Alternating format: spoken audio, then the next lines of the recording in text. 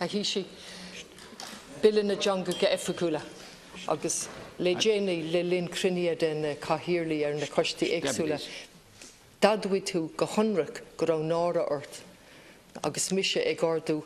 ceist an bhille seo beag nach cuiligheachtain sa dáil agus dógur tú go raibh nára ort agus go maith cinenne déanta agad maidir le bhille na teanga ga efacúla agus cén uair a bhaid sé foilsithe má sé de heile. Fuairmar gealún sé salúnta go maith sé foilsithe le linn an todhraí, raibh an todhraí, táid le rith an todhraí anis agus ba an dáil críochnaí an dáil an teachtain seo ógan agus fós níl tásná túris ar an bhille gar magad.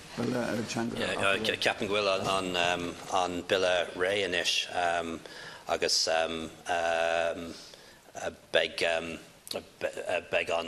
deire cruinniú an rialtas